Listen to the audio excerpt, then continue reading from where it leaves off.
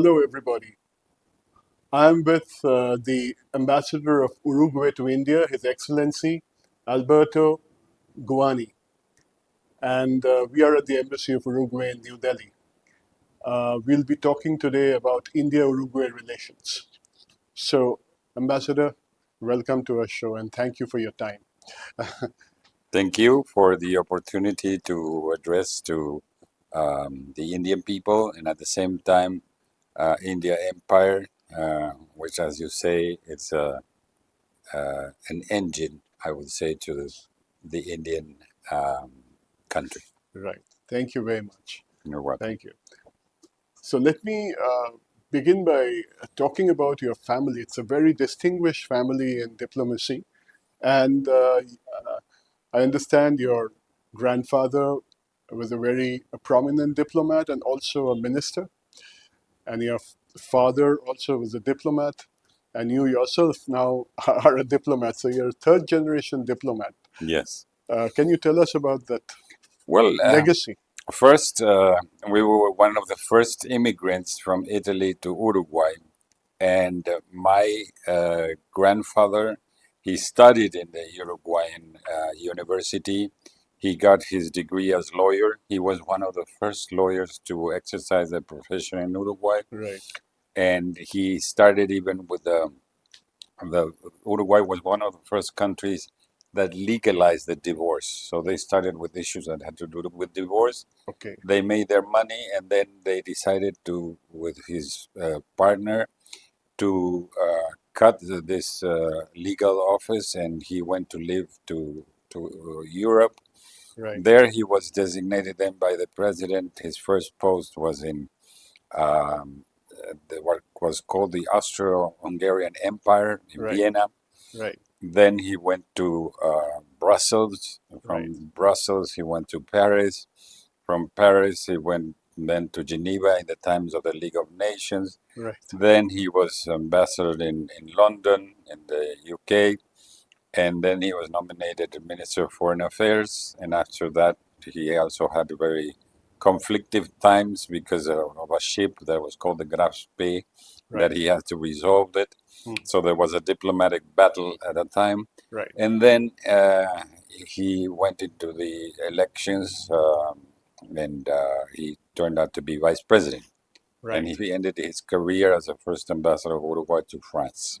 Right. So quite a long and very Distinguished career. Absolutely. My father was also a diplomat, and he was stationed in Italy, in Romania, in Bolivia, in Paraguay. And I was not forced by my father. I was studying practically another career. Right. When then I decided, And well, what was that career? yeah, architecture. Okay. And then I decided I was not good in math, so I had to turn into the legal side, humanistic. And I said, well, I'm going to be a diplomat too. So that's how I did. I took the test. Right. And I joined the foreign ministry in 1985. Right. Right. So right. Since then, So I've been in more this. than 40 years. Yes. In the diplomatic service. Excellent. Exactly. Excellent. So Uruguay is widely recognized as a very stable country in Latin America, a very strong economy, strong institutions, and very importantly, a business-friendly environment. What aspects of the Uruguayan model do you believe are most attractive for international investors?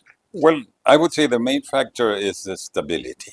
We are a country that has remained itself into a very particular country in the region, in the sense of its security. The assurance of the investments are respected. The fact that you can take back your gains from those investments.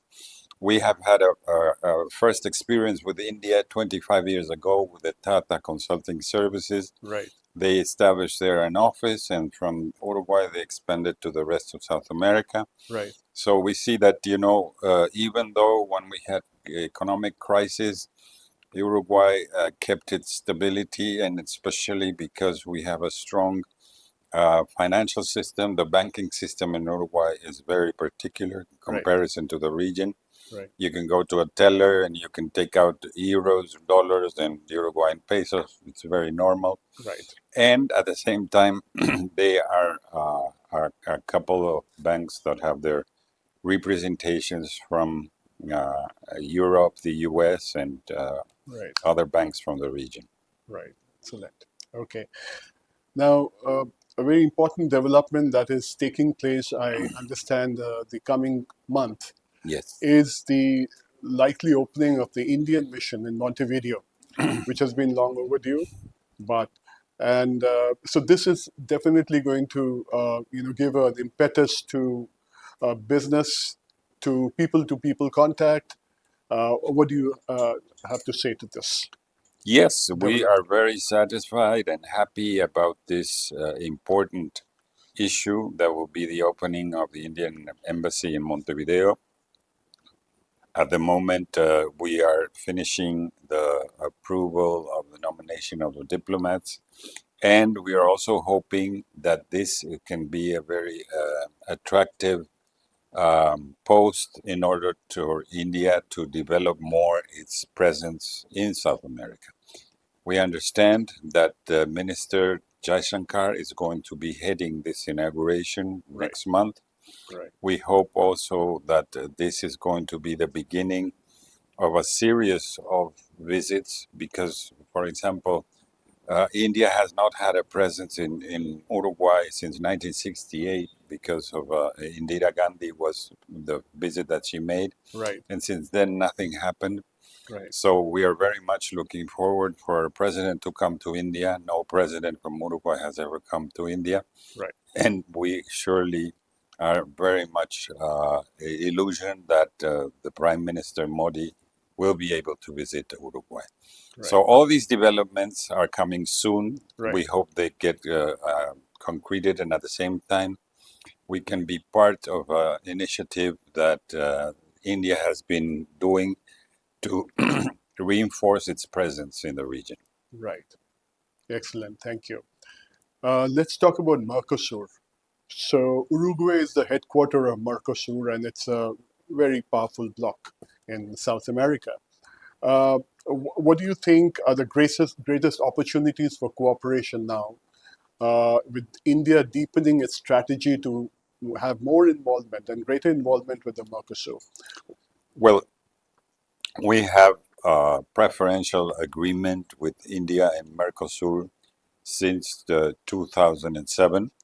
The idea is to extend now this agreement to more products because it contemplates only 450 at the time. Okay. We would like it to reach at least 3,000. Okay. And we would like it to be more open and also in synchrony with what India is doing with the economy. Right. That is to open it up more and at the same time include other partners.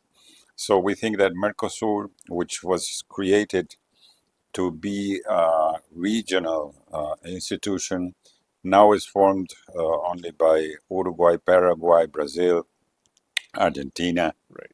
and Bolivia. Some others have also requested to join it, like Colombia. Venezuela has been suspended because of this Ushuaia agreement that says that all the members have to be in a democratic Right. situation. Right. But I'm sure Venezuela is going to come back to its original members. Right. And at the same time, we can expand it to other countries. So other countries have already decided they will not be part of it, but then you still have the union of certain countries from the Pacific, the Alliance of the Pacific, made by Mexico, Colombia, Ecuador, and Chile. And we hope that we can put all these organizations together soon. Uruguay at the moment is presiding the CELAC, that is a community of Latin American states. Right. And we have already a point of meeting in New York with India. Our foreign ministers are getting together Right. during the General Assembly. Right. We hope to keep that, and at the same time to open another chapter of that in doing meetings either in India or in South America. Right. Excellent. Uh, Following this bit about Mercosur that you mentioned, let us talk about the overall investments that have taken place bilaterally. So, what is the extent of investments of Indian companies in Uruguay and vice versa, of Uruguayan companies in India? If you can give us an overview of that.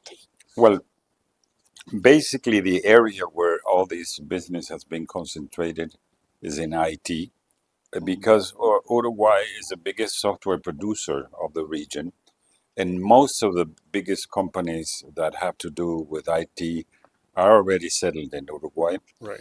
That is the reason why Uruguay has also invested for some IT companies in India.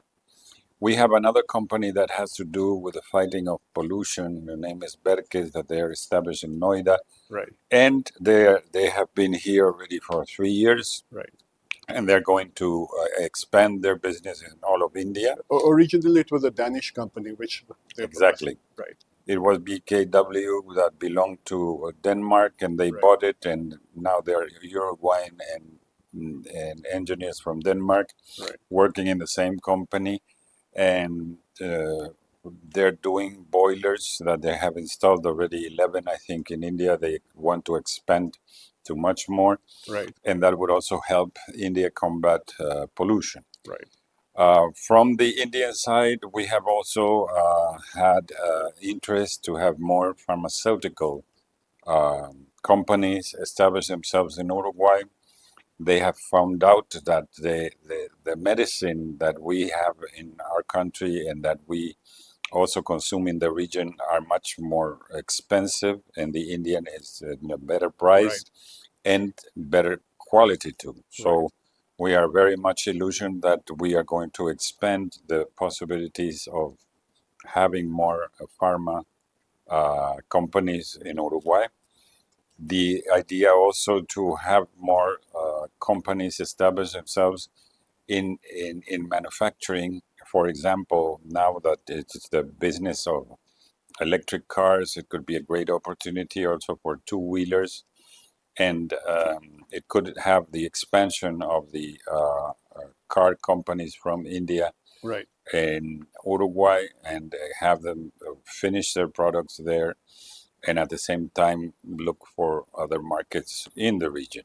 Right. So we are sure that at least two companies are very much looking to do that, and we hope that that expansion gets to be materialized soon.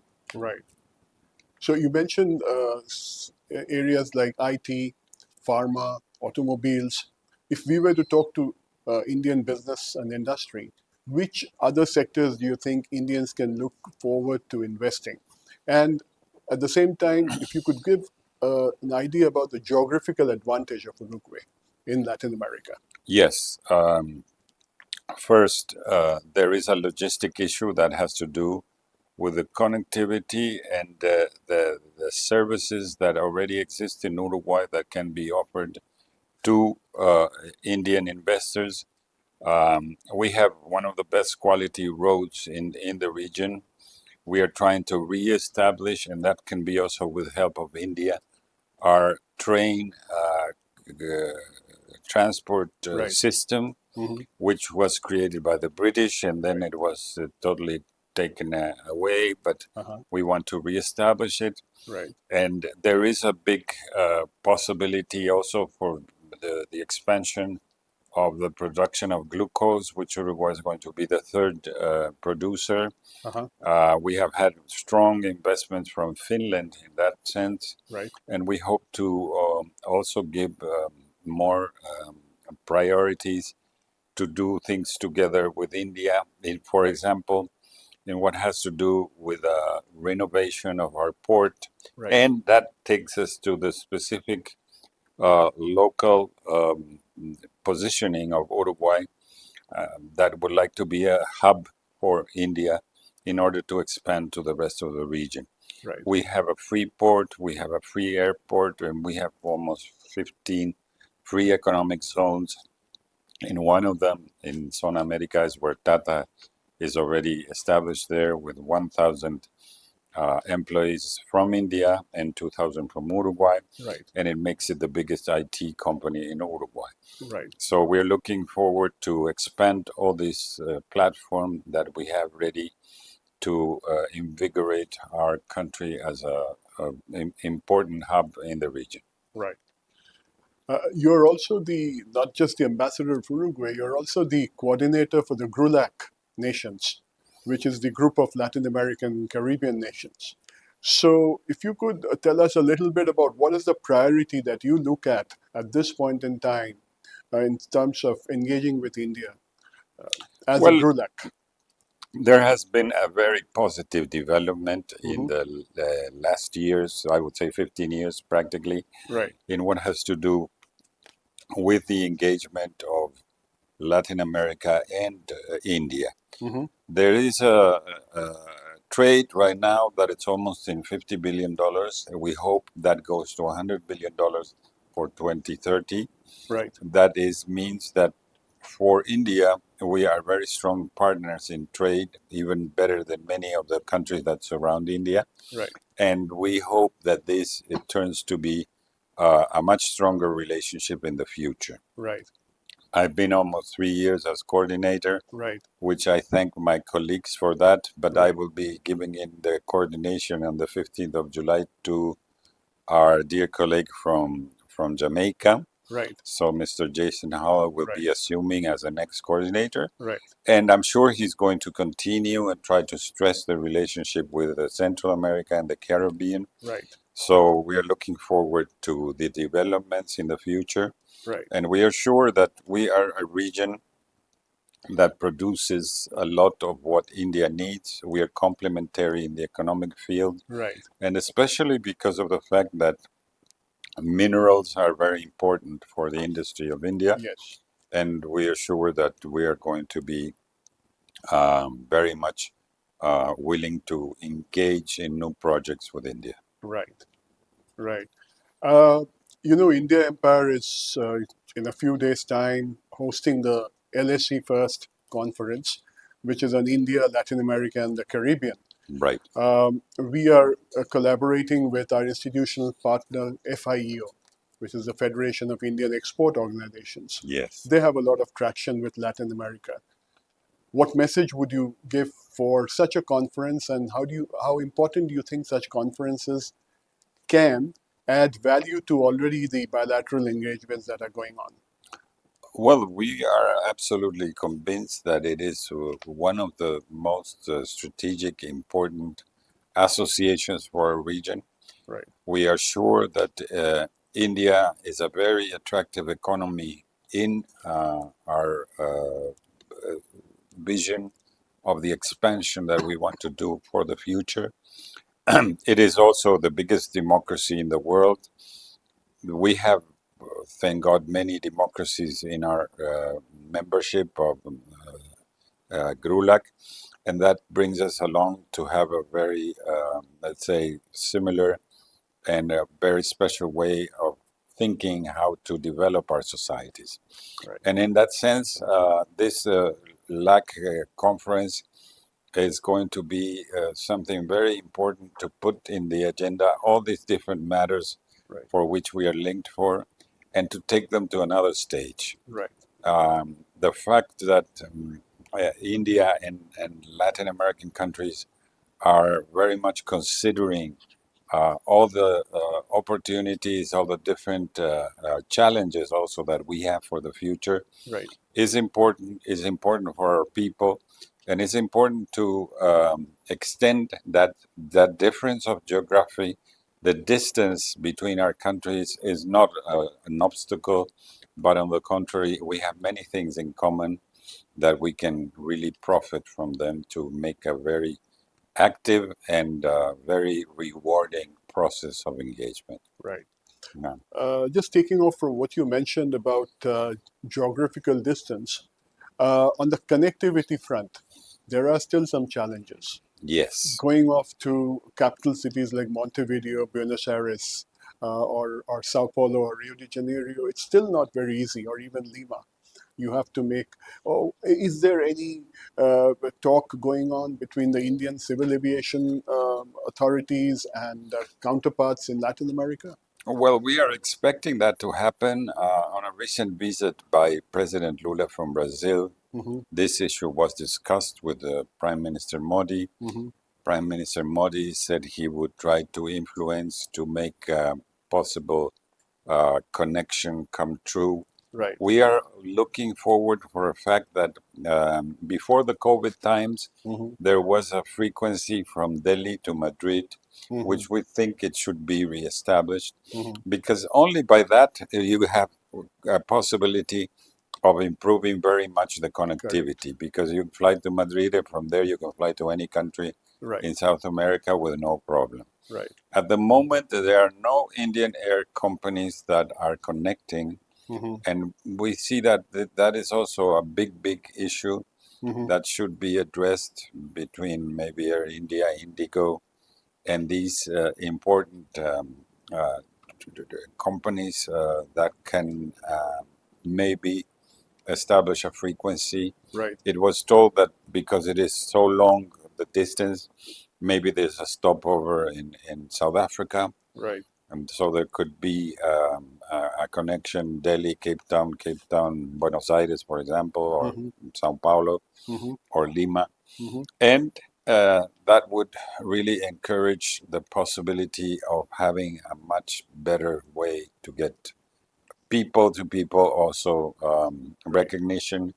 We understand that the Indians at this moment are very much traveling Traveling. as tourists. Right. They want to discover new places, so Right. we would like to have more tourists from India Right. in our countries. Right. Great. Talking of connectivity, Hmm. even before diplomatic connectivity set in, one would say that, India and Latin America got connected. Firstly, maybe when Rabindranath Tagore traveled to Argentina and was hosted by Victoria Ocampo, and then your authors from Pablo Neruda to Gabriel Garcia Marquez to Octavio Pas- Paz, and even Borges, and then recently Paulo Coelho.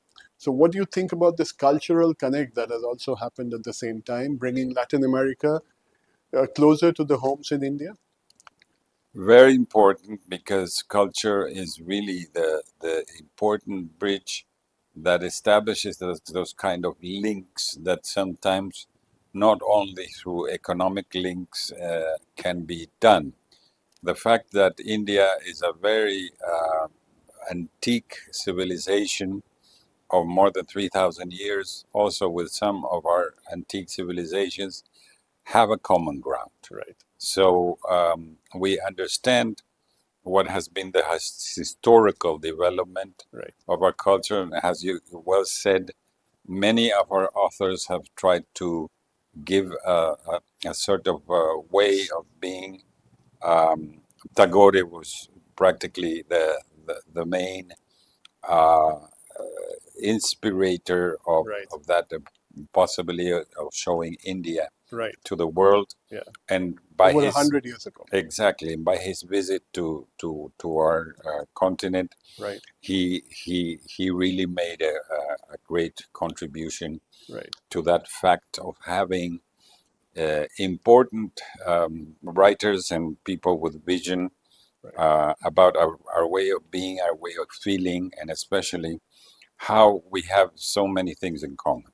Right. And I think that no doubt that Tagore was this big constructor of the Indian image in the world, and how we can profit from the fact that all these, human ways of seeing life and the future can give us a better way of doing things. Excellent. Now, if we look at 2035, and you were looking at the relationships between the Latin American, Caribbean region and India, where do you think things should be moving forward, and where do you think things will be at that point, 10 years from now? I hope that even before India turns to be a developed country, that we can have India as a substantive partner, Right. and at the same time have this line of cooperation very well solidified, that we can have specific contributions to make our people grow up in a better beneficial conditions, Right. that we can also try to approximate ourselves to the development. Right. And with the fact that we have India as a developed country, we can also be part of a prosperous community. Right. You know, Thank you so much, Excellency. you're most welcome. You've given us such wonderful points, and viewership would be excited to latch on to some of the main uh, issues that you have dealt into today. Thank you very much for Thank your you time. very much. Right. Muchas gracias. Muchas gracias. Absolutely. Absolutely.